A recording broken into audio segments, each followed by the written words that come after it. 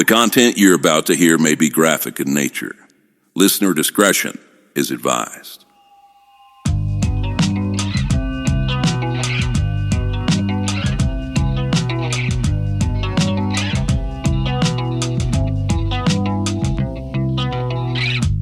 Oh, how I wonder what it's like to relax.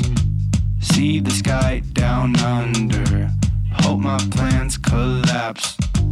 Oh, how I'm under the surface of my tears, falling down asunder the meaning of my years.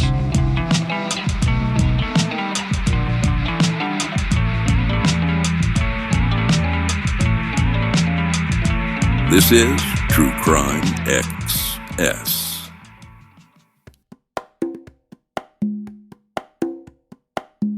We used to cover like a lot of missing persons cases and sort of what was happening with them. And it's not that we've gotten away from that. It's just sometimes we don't have the time to work all of those in because they take a lot of work. But I had one that kind of popped up this year again for me. I think Dateline covered it, and I haven't seen the Dateline coverage. But I wanted to talk about this case. 10 News out of Virginia has done a lot of work on this. And it's one of those cases when I look at it, I wonder exactly what was happening there. And it has some kind of resolutions. It's really strange. There is a Facebook page on this case that you can go and look at. People have covered it on like different Reddit postings, and I tried to make some sense of it and I couldn't. And after I couldn't make sense of it, I was like, you know what? Like, that's one to talk about. Because like every few years there's a case like this that kind of stands out. Now this one's older. It's from 2019. Do you remember us like briefly talking about this one? I remember it coming up. I don't know that we talked about it on the show though. No, we have not talked about it on the show. Oh yeah, I remember just like when it came up. Yeah. Okay. So I pulled those 10 articles for us to look at them, and I kind of wanted to go in a little bit of order, like just to talk about them. I remember it pretty distinctly, like when it happened. I remember like reading quite a bit about it because it happened to be covered by Roanoke, Virginia's News. Irisha Jones, she had covered it in like little blurbs. And the first thing I remember reading was it said police seeking clues to find missing Buena Vista man. This popped up September 27, 2019, and it kind of stuck with me. It said $1,000 reward is being offered for information that'll lead police to the whereabouts of a Buena Vista man. 31-year-old Chad Austin was last seen around the Panther Falls area of Amherst County on Memorial Day. So it's in September for something that happened in May. The investigation to date has led police to several dozen leads, and investigators are still asking for help from the public as they want to question several people who may have been in the area of Panther Falls on the day that Austin went missing. Any photos from anyone in that area, if we can take a look and see if we see anything in the background that could maybe help us develop some more leads. That's according to Lieutenant Waylon Miller. And police said that his parents were fully cooperating with what they were trying to do here. Now, when a person goes missing, it's like one level of interesting. And this is going to pop like on Dateline much later. I noticed that some podcasts have covered this. Most of the information is okay. What struck me though was when I looked at a map of this area, I realized a couple of things. You and I have looked extensively around the place that he goes missing. And so this is Amherst County, Virginia. Panther Falls is this waterfall and swimming hole located there. It's going to be really close to some other cases we've covered, one of which is Stonewall Lily. Yeah, just vaguely. It's a hiker that went missing And it's one of those cases that like it kind of bothered me. This is like within the area of like the George Washington and Jefferson National Forest area. So Panther Falls is close to there. And then we had talked about different murders that had occurred in that area. And one of the ones that we came up with a while ago was Heidi Childs back in 2009 and David Metzler. They're killed in Strawberry Fields or Caldwell Fields, which Right, is I remember like that. right outside of Jefferson National Forest in Virginia. And they were shot, They right? were 18 and 19-year-old. They were both sophomores at Virginia Tech. Yeah, they were shot. And so that case has always bothered me. It's on the Virginia Cold Case Database. The summary of that one, for people who don't remember us talking about this before, Thursday, August 27, 2009, Heidi Childs and David Metzler were found murdered at Caldwell Fields, Jefferson National Forest rural recreation area located within Montgomery County, so a slightly different area. It's near the Craig County line on Route 621. The criminal investigation determined that Heidi and David had been killed the previous evening. So they're found Thursday, August 27th, but they had been killed Wednesday, August 26, 2009. Both of the victims have been shot to death. This is a very long investigation that's gone on. I think at the time they put together the profile, they said 13 years, but if like you took a look at it now, just like from the perspective of dates, it's going to be 16 years. There was a multi-agency criminal investigation that occurred. What was interesting in the Caldwell Fields murders to me was like school was just about to start at Virginia Tech. Like, so, you know, school had been kicking into like high gear, so to speak. I've never seen a lot more information on that one than what we've talked about previously.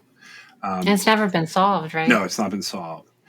So we're in a slightly different area, but we're still tied to basically that same sort of national parkland in the middle with this Chad Austin case. He's from Buena Vista. He's missing. We, through the years, get multiple blurbs and news conferences that are about his case. There's a live action news conference that happens in October 2020. And when that one pops up, it's Nicole Del Rosario, but also still with 10 up there. And the title was Police Provide Update on the Death of Missing Buena Vista Man. And it says the Virginia State Police held a press conference Wednesday afternoon regarding the 2019 disappearance of a missing Buena Vista man. The article continues and it says, in March of this year, authorities found the remains of Chad Austin in the greater Panther Falls area. Police released on May 28, 2019, that they had found Austin's silver 2006 Hyundai Tiburon, and it had been abandoned about 2 miles down the turnoff for Panther Falls Road. His dog Gunner was unharmed, but locked inside of the vehicle. So that's Memorial Day weekend. Authorities said they searched the immediate area and they located several of his personal items, including 2 knives that had the blade in the open position. According to police, there was forensic evidence that showed that a struggle had taken place between Austin and his unknown killer that ultimately would lead to his death. His wallet, quote, turned up at Panther Falls 6 months after he had gone missing. Special Agent Kevin Zirkle in Virginia says, we especially want to hear from the individual who returned Chad's wallet to the scene more than 6 months after his disappearance. It was not overlooked on previous searches of that area. We know it was intentionally placed there, and perhaps there's a very reasonable explanation. We've been trying to figure out why that person, though, has not yet contacted us. I find stuff like that really interesting. I don't know about you. I find it to be like very annoying. Right. Because they're not serious. Like when they say they have somebody that they need to talk to. Yeah. Like, we just need to talk to you. They witnessed something. Like, what? You? They don't want to give away that we really want to arrest you. Well, right. And so to me, like, that's dumb. Not to mention they're showing how little they have, right? I feel that way. I didn't know if you felt that way, but I guess you do. I get really annoyed at it actually Yeah. because I've heard people say like unless somebody talks, we're not going to solve this case. Do they think that that's going to encourage the perpetrator to come forward? I think I remember Delphi having something like that be said, and then ultimately it didn't seem like anything to do with the actual arrest in that case. So I don't put a lot of stock into it. Well, I don't put a lot of stock into it. I just think it's dumb. And not to mention, so people get really hung up on things like, for example, this wallet. Like, we didn't miss this wallet, right? Right. Okay, but what if you did? Yeah, I'm with you on that. I look. And it seems like it was a little bit reinforced in this particular case, but like, I mean, is it possible? I mean, did somebody find it and maybe like put it somewhere more obvious and still not having any idea what was going on? I mean, I don't know. I don't know what happened, but it's a weird thing, right? What was the point if somebody had taken it and returned it to the scene? What was the point of that? I'm like, we don't get enough information from like what's happening here. So they give us a little more information from the press conference. The state police basically say they're able to confirm through texts that were on Chad Austin's phone that he was anticipating being confronted by people who were determined to settle a disagreement with him a few days leading up to his death. And so that same special agent says we have no reason whatsoever to believe that he was looking for any kind of trouble. And we do know that he had a reason to suspect a confrontation was inevitable. We know there are additional people in the Buena Vista community who know certain pieces of information related to Chad's death, but are fearful to come forward for a number of reasons. Virginia police were joined by local law enforcement and Austin's family at the press conference, including his mother, Ellen Austin, as Thursday marks what would have been his 32nd birthday. To have Chad missing for a year and then to find out your son is dead has been horrific. Some are saying that at least you found him, but that doesn't even begin to help us have closure because there are still so many unanswered questions. That's why we need your help, everyone's help. This is according to Chad Austin's mom, Ellen, and something she said to the press at this press conference. So they hold this press conference in the Panther Falls recreation area where he was last seen alive and where his remains were recovered. I kind of go hunting around the internet. People have put together bits and pieces here and there. Someone gets on True Crime Discussion, which is a subreddit, so it's on Reddit, and they throw up an article this year, which is ahead of or around the same time as the Dateline. It says May 27, 2019, Chad Austin drove to Panther Falls in Lexington, Virginia, in his mother's Hyundai Tiburon. His dog Gunner accompanied the young man. Chad was a 30-year-old lifetime nature lover who frequently visited Panther Falls to hike and explore. He was last seen by two campers in the parking area that has many trails leading up to various swim sites. His car is found the next day, less than a mile from the parking area, out of gas and abandoned, with Gunner still inside the vehicle. This alarmed his family greatly as they knew Chad would not leave his dog behind, and they posed the question, what happened to Chad Austin, before they provided some background. I got to say, man, when a dog is left in a car, I always wonder what happened that this person did not expect to be gone that long. Well, but so, okay, maybe, but it was at a park, right? Yeah.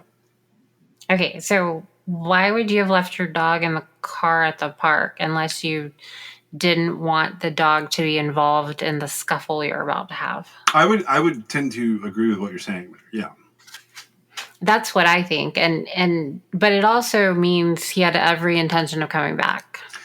I think he was planning on being back there shortly. I mean, like, I think I can probably count on one hand the number of times I have left any of my dogs in a car with like the idea of it being inappropriate to leave them in the car. And this is Memorial Day, so it's warmer.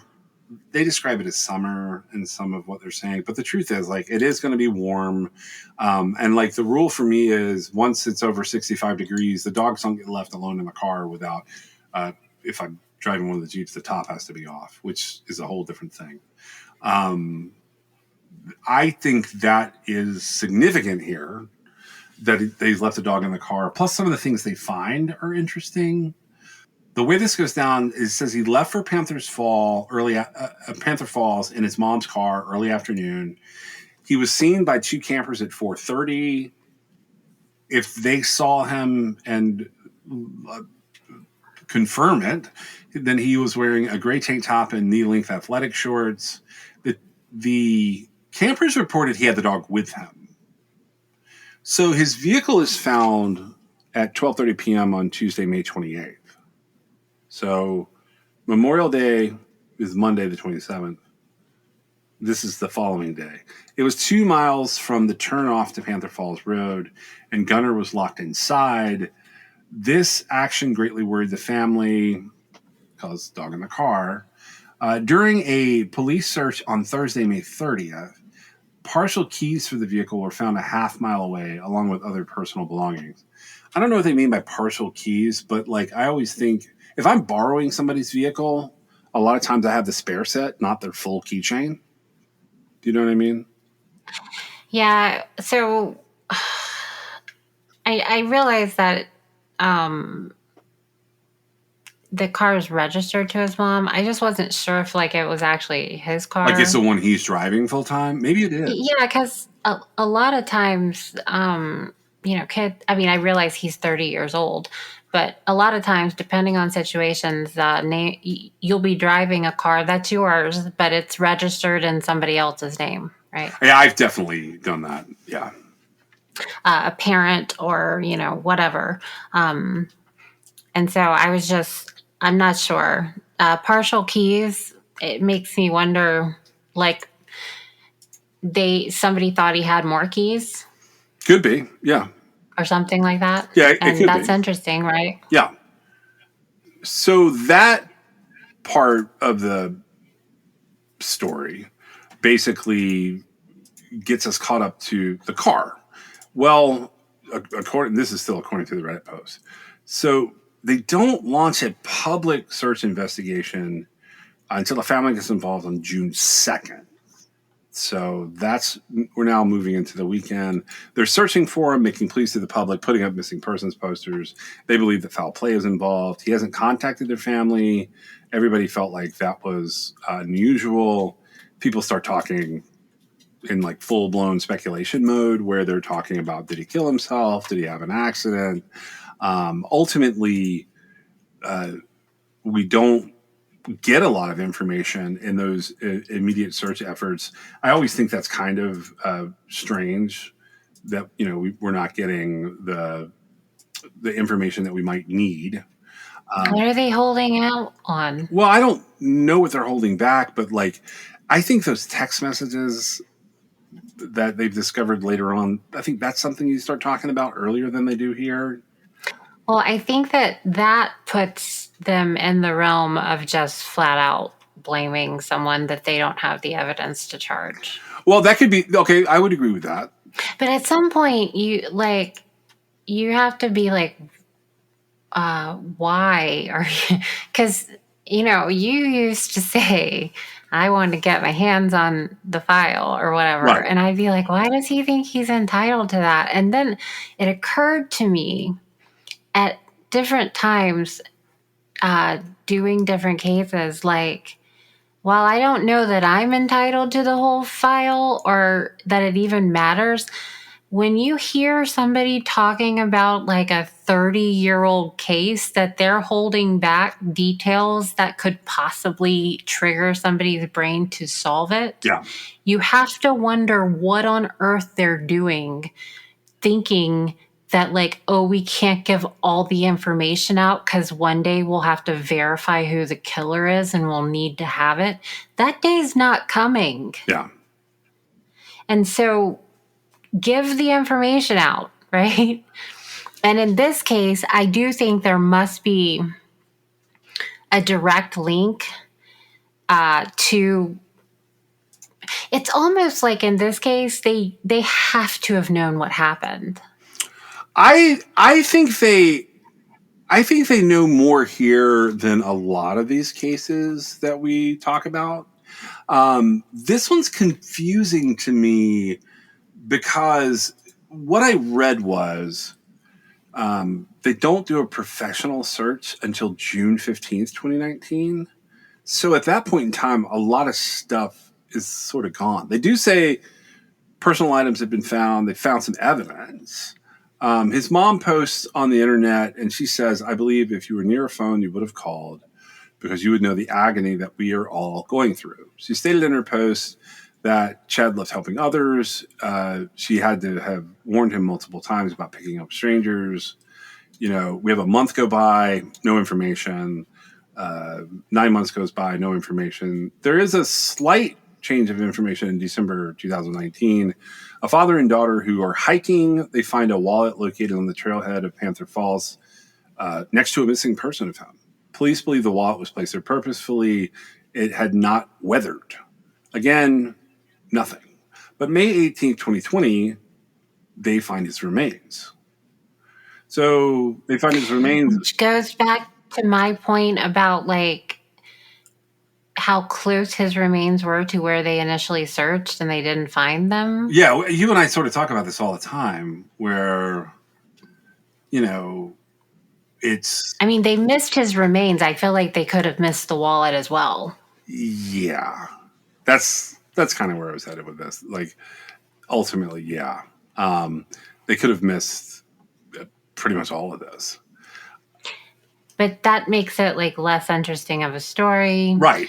Not to mention, they did say that the wallet had been put close to a missing poster of him. Right. And so to me, and it looks like a piece of it looks like a tarp. His wallet does. I don't know if you've seen a picture. It's silver. Yeah. I thought it was duct tape, but... Well, okay, yeah, it looks something like that. It's a weird looking wallet. And so they're like, oh, it hasn't been weathered. And I'm like, I'm not sure that could be weathered, right? Right. Because of the material. And then if somebody did find it and they were and his license was in there and they were like, oh, look, here's the missing guy's wallet. I'm not getting involved with the police. However, I will leave it here by the missing poster and somebody will find it. And see, that's what I think too. What you just said is exactly what I think. Because I could see why when you have your one day off of the year and you're at the park, you don't feel like spending the entire day waiting for the police to respond. Yeah. I mean, look, at the end of the day, finding the remains does kick off some information. This is gathered on the Reddit post being found elsewhere on the internet. It says that the family had given up, a whole year praying for a safe return. This is a devastating blow to them. His death is ruled a homicide. The personal belongings that are found a half mile away from the car are revealed to have included 2 knives in the open position. So I assume they're talking about folding knives. But forensic evidence would show that these knives had been used in his murder. That's interesting. They had been used in his murder? That's what this post says. I can't find... Well, I've heard that they were his knives. That's what I have heard as well. Okay, so he had his own knives used on him? I guess maybe he lost the fight. All right. I don't know what was happening here. And I don't think that... I think I'll just stick with there was a confrontation coming. We don't know for sure what the motivation was. It seems like a lot of people might know what it was. And, I'm going to go with probably love, money, or revenge. Right. Now, it's stupid to drive out in the middle of nowhere for this confrontation, right? Yeah. I'm not sure why it's happening to begin with. I don't know. I feel like I'm not sure. I'm not sure why there's such a lead up here. And then, the fact that these people have been walking around free for 6 years is insane, right? A little bit, yeah.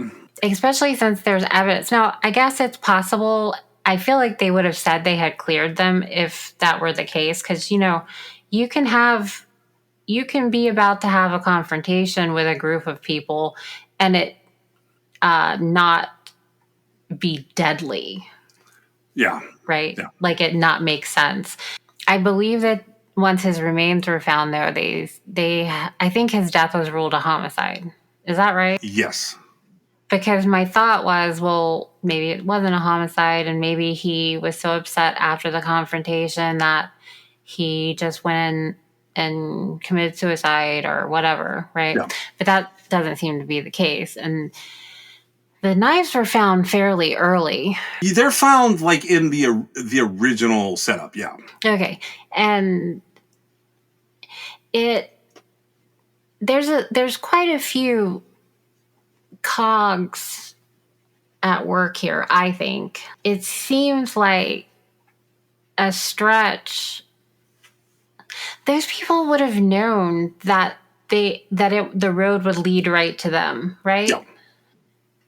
Because they're having text messages about the situation, and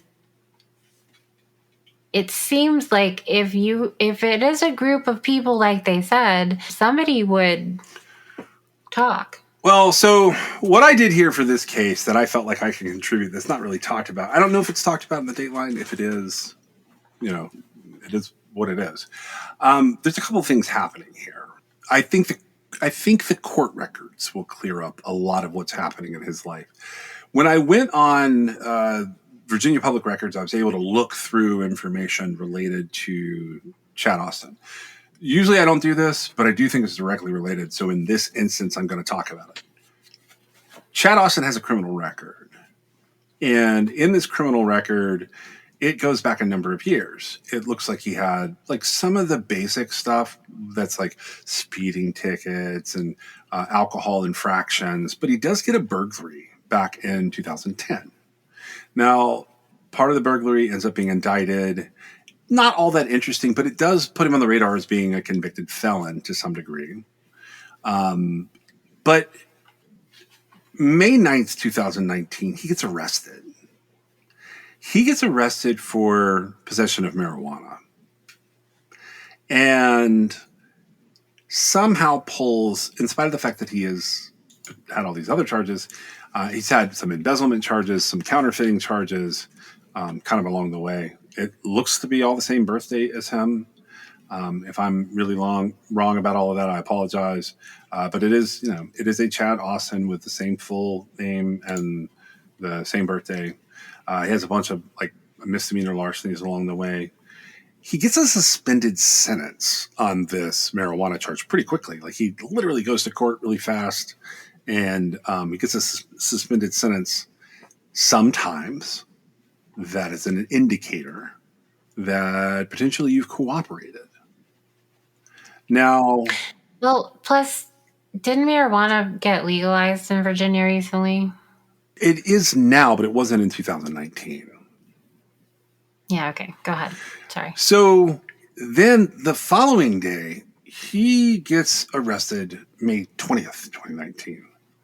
Now, this is eventually going to be nolle prost, so he doesn't get found guilty. He gets a misdemeanor assault and battery and a felony malicious wounding by stabbing.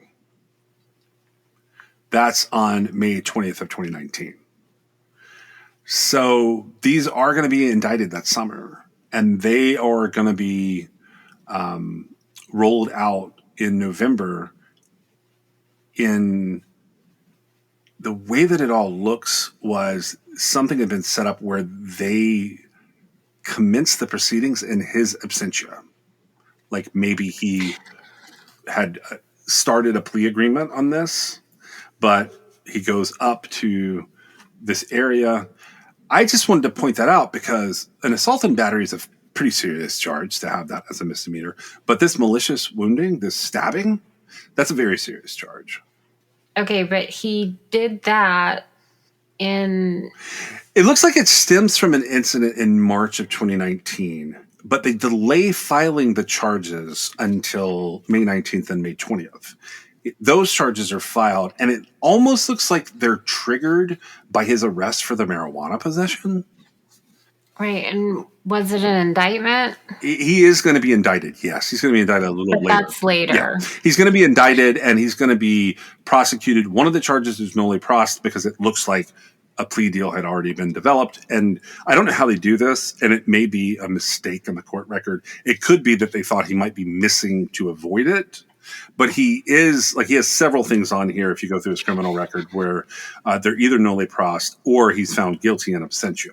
That includes this March 2019 wounding. Okay. And so because he's facing charges for this issue. So I'm just trying to kind of switch gears here because I'm trying to think of like, what is a situation where like you do something, you get charged for it, and then like you meet up with the people so they can like get revenge on you outside of the scope of the law? Because that seems weird. Well, no, I don't think it's going to be the person on the other side. I think it's going to be someone connected to that situation or to the marijuana situation. I could go either way. My point is, you said you think the police know what happened. Yeah, I do. And I think they do. I think they've narrowed it down to two little groups of people. And I don't know if it's all the same people. I did not dig through it all and go, oh, it's got to be this person or that person. I didn't do anything like that. Like I didn't pull all the witness names and everything that had happened because it is an older case now. But my guess is this is like an unadjudicated thing that the family is pushing. And well, it should, I mean, honestly, this should be solved. it sounds like it. It sounds like if it's someone connected to these groups, then yes, it 100% should be solved. And then I wonder, like, well, is it solved but not adjudicated? Like, is it solved but they haven't charged anybody? Because literally, given the circumstances, if nobody talks, which, I mean, it's safe to say at this point, if nobody talks, nobody's going to be charged. Right. Because they're not going to come upon some, like, magic forensic evidence 6 years later. That's not going to happen. Right. So where we get to with this first part of this, we find out that knives have been found at the scene. His remains have been found. And I think that's a huge deal that the remains are found.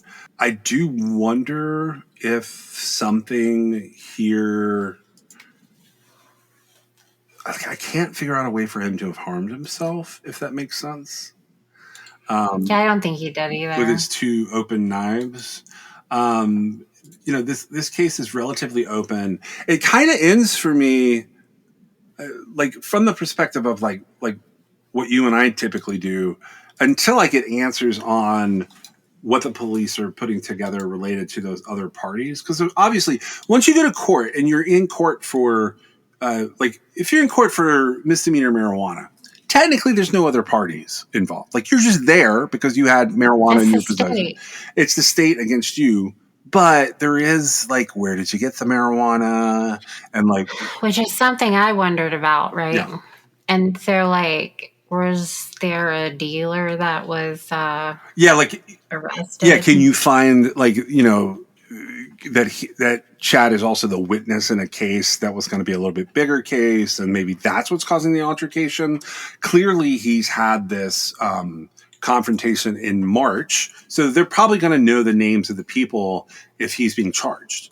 I doubt those people are directly involved in him going missing and coming up dead, but you may find people around them that are involved. And I don't know why, we're here to the point that Dateline is covering this in 2025 and no one is mentioning these arrests that I can see online. I had to go hunting. That was confusing for me. I did find one News Talk Radio article from 960 AM or 107.3 FM WFIR. They have an article from October 2020. It says knives, struggle, and texts, new information released on man's death. says state police have released new information surrounding the death and disappearance of a Buena Vista man 17 months ago. It suggests clear signs of a violent struggle as police and the victim's parents asked for help. Chad Austin was 30 when he disappeared near the Blue Ridge Parkway on Memorial Day weekend of 2019. His remains were found in March. Thursday would have been Chad's birthday. One day ahead of that, state police divulged some new details in the case. Among them, 2 knives belonging to Chad found in that area in the open position, and there were signs of a struggle, and that text on his phone anticipated a confrontation. Police say that one person committed this murder, but others witnessed it. It says WFIR's Evan Jones has more. There's a broadcast where you can go listen to this on WFIR's website. But it says October 22nd, 2020, a Buena Vista family will be honoring instead of celebrating their loved one's birthday. Chad Austin would have turned 32 on Tuesday had his remains not been recovered in Amherst County in May. And I'm just going to point out, I think that's when it was announced and they actually found it in March, or it could be vice versa. Like, there's something going on here where the dates of the actual police's reports and the statements are kind of mixed up along the way in various sources. But it does say with the development of several new leads related to his disappearance and death, the Virginia State Police, BCI, Salem Field Office continues to work collaboratively with the Buena Vista Police Department and Amherst County Sheriff's Office to render an arrest in this case. Law enforcement had been alerted at 12:30 p.m. on May 28, 2019 to the silver 2006 Hyundai Tiburon that Chad was driving, being found abandoned 2 miles down the turnoff for Panther Falls Road. His beloved mixed-breed dog Gunner was found unharmed and locked inside the car. Investigators confirmed Chad was last seen on Memorial Day by campers in the Panther Falls Shady Mountain area east of the Blue Ridge Parkway. A search of the immediate area resulted in several personal items belonging to Chad, to include 2 knives, being found about a half mile from his abandoned car. Both knives were found with the blades in the open position, and additional forensic evidence collected at the scene confirms a struggle took place between Chad and his killer, leading to Chad's death. That sentence makes me think they had blood from 2 people. Saying that 6 months later, after he's reported missing, Chad's wallet turns up at Panther Falls. We especially want to hear from individuals who returned Chad's wallet to the scene more than 6 months later. It was not overlooked. And then he goes on through that spiel again. I feel like that's a stretch, though, considering they're not alleging his remains were moved, right? They don't say anything about that, no. Okay, so in this situation, the way that it's laid out, if you've got a group of people who witnessed one person murder another person. Right. Okay. There has got to be some sort of fear. I would say it would be fear over loyalty as to why nobody has come forward. For example, if you go to the police, you're next. Right. Okay. And, at this point in time, it seems like, I would be thinking, well, my death would go unsolved too, right? That's what I'm thinking of if I were a group member. Yeah. Because he's gotten away with it so far. And, there's literally nothing. Because of the circumstances, there's nothing except a witness that's going to bring closure to this. And that makes it, I would be very alarmed to be about that age and live in that area, I think. Wouldn't you? Oh, yeah, definitely. Because you've got somebody who there's like, why was he killed? Like, I don't know the answer to that question. That's why I brought up the 2 incidents, because, his previous criminal record, in all honesty, it kind of looks like he did the crime, did the time, got out of that, did the things that you do to kind of clean up your record a little bit. I can see all the arrests. I can't see what the convictions were exactly for, but it's not all that interesting. It looks like he was a responsible person when it, came to his court stuff. So for him to have this burst of activity in early 2019 and go missing Memorial Day 2019, I have to think some part of this is related. Whether it's the possession of marijuana or the previous assault that he's charged with. Like, maybe he owed money because it was a lot of marijuana and that put his supplier out. I don't know. I mean, I don't know what that could be. But how is that? Because the police, because he's already gotten in trouble, he's going to be, and they move forward with the indictments even as he's missing. I guess I wonder how much that played a role in the situation. I mean, it sounds like his family went out there and searched anyway, so and they didn't find him, even though he was. Did you go over how he wasn't very far from where his car was found? They get a tip. Oh, they do? Yeah. They get a tip. And the wallet is found by a pair of hikers. The tip comes in that they can find him at XYZ location. From what I can tell, that's not been made public, like exactly what gets us there. I've seen names bandied about here that I don't think have anything to do with this. One of which is an ex-girlfriend. There's this other guy that's very interesting that appears to be sort of a local ne'er-do-well. He's flat out named in places on the internet that, like, for some reason nobody is what's the word, editing or moderating. So I was able to pull like potentially things related to this gentleman. And he is not a marijuana dealer, just so people are aware. Like, the person that is named, people say, oh, he deals all the weed. He's not. He's like a major cocaine trafficker. And somehow he appears to me to be like kind of a guy who probably is some level of informant. And that's how he gets away with things up there. He's mentioned in some of the offhanded comments. I don't know if that's who he had the conflict with. I did not look deep into the ex-girlfriend. But I was going to say his ex-girlfriend didn't do this. No, but one of the things was I think maybe they're implying that the ex-girlfriend was potentially a witness.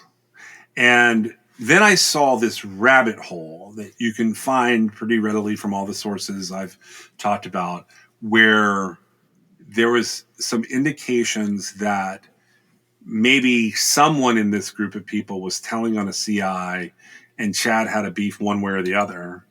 I don't know which way we want to look at that, but that the police basically need someone to come forward and confirm which CI did it for them to be able to make the right call of which person to cut loose and then arrest. There was a lot of indications on the internet that he was impaired. Like, people who saw Chad last believed he might have been on some sort of substance. Nobody specifies. They bandy about marijuana. They bandy about alcohol. They talk about meth, and they talk about cocaine online. But, I didn't see anything where any of that struck me as like actual anything beyond speculation. Except for, I did read that someone had read a witness account of him being impaired when witnesses saw him on Memorial Day. And Memorial Day is a place where you potentially go to the lake, or you go to the creek or the waterfall or whatever, and you maybe have some beers or something else. That's all notwithstanding, but I do believe that to find him, he either has to engage with this person or this person had to be following him.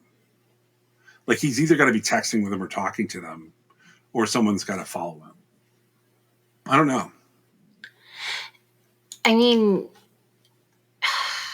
I guess it seems like if there was like some ruthless, cold-hearted person in that area, it would have come up. otherwise, right? Because this is a cold-blooded murder, it sounds like. Yeah, it sounds like a cold-blooded stabbing. And it's... I just can't really figure out, like, how... This is everybody's worst nightmare, right? In my opinion. This is a mother's worst nightmare for sure. Oh, absolutely. Having your child... I don't know how much they knew about what was going on.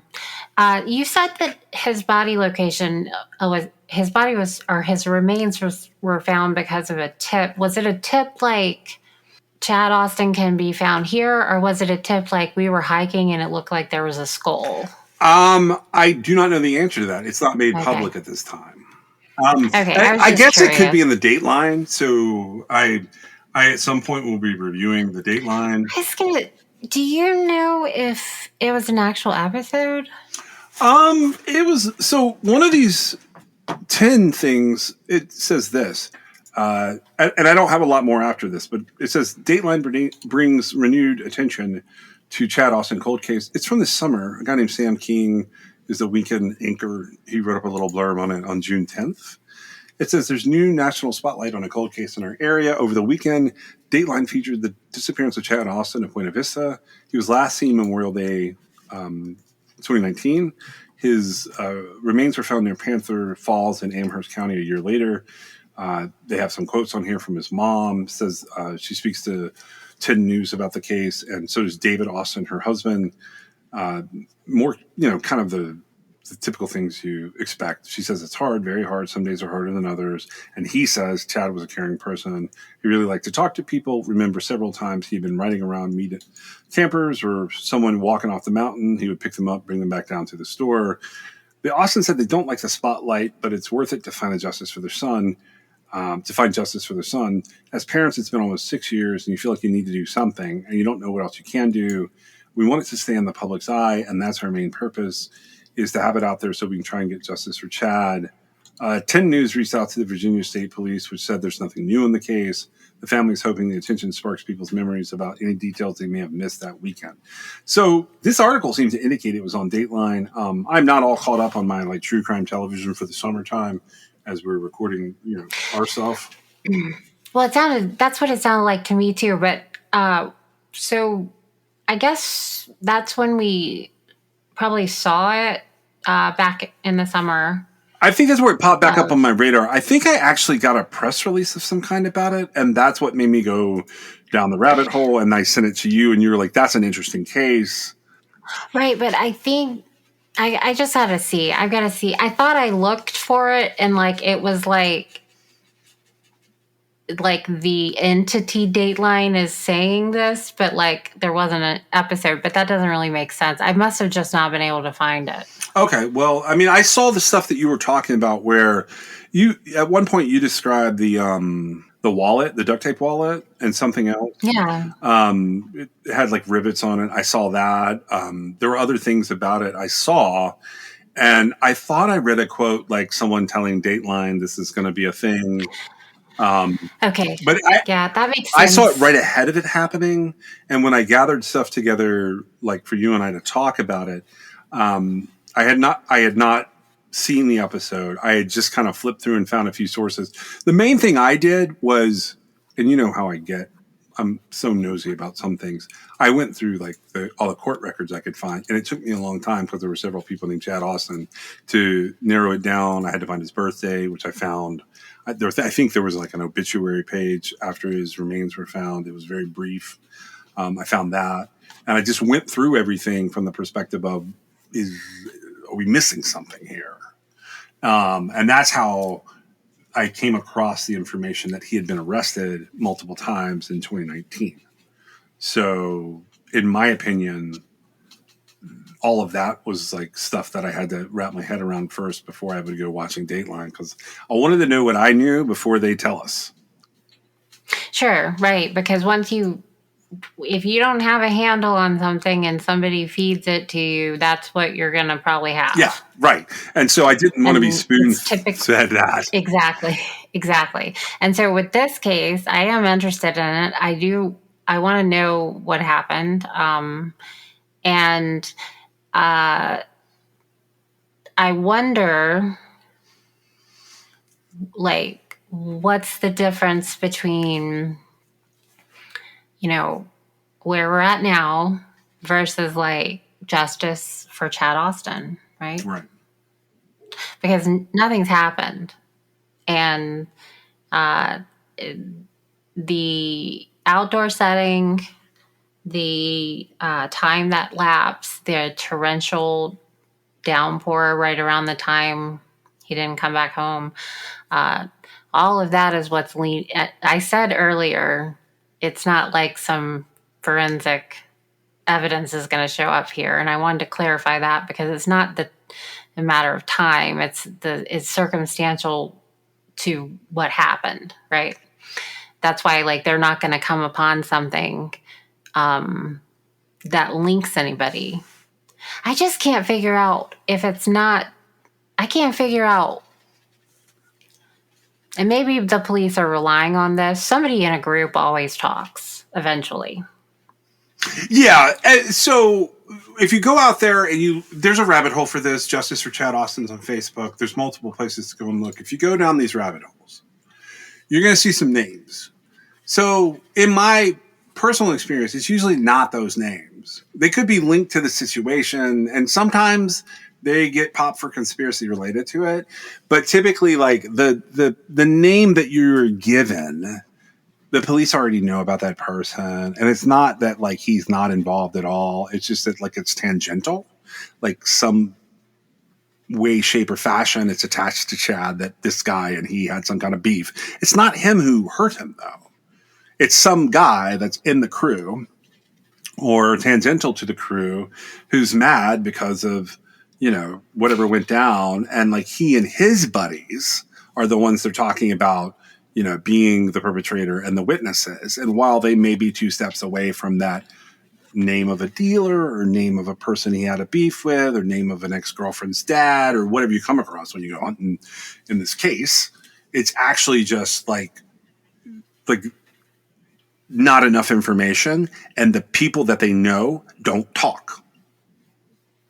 So they got to get somebody from the other crew to talk, like whoever the people that were standing around that day, because eventually they will. Like one of them, if they don't all die first, one of them will need to get out of trouble at some point, and that'll be the card they play. Well, right.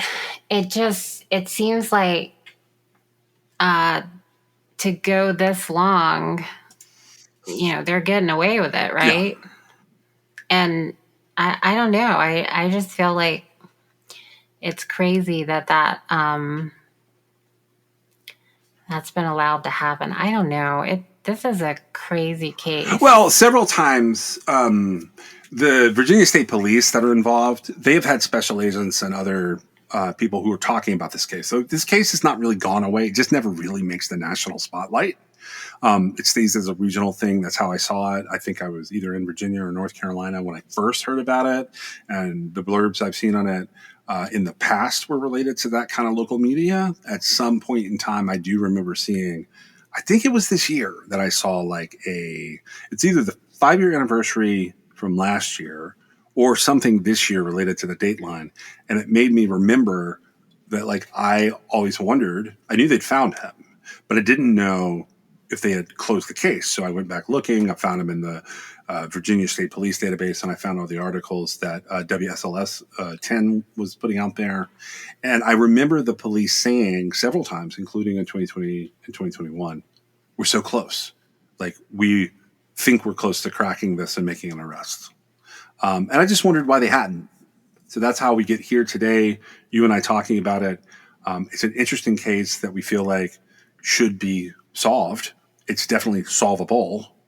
And, you and I are sitting here thinking about it, and we want it to be like one of those cases where it's all wrapped up.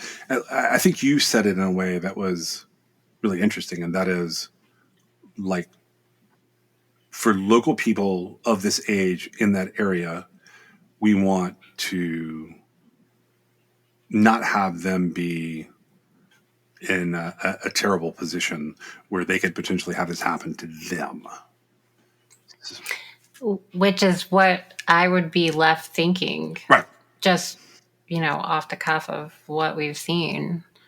Yeah, so I don't have anything else on this one right now. And if you go hunting down the rabbit hole, the only thing new I brought to this situation is I spent the time going through the court records. There's a slight misspelling of his name, but it's the same birthday and the same home address. So I went through the court records and I found the information that I've given you here today. I'm pretty sure I'm right on all of the different arrests and their relation to him.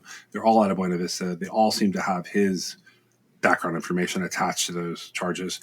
I think it's a little too much of a coincidence for him to have had pending criminal charges for the people involved in those criminal charge situations, whether it's people with the marijuana or the other drugs or whatever, or the people that are involved in the assault and the malicious wounding.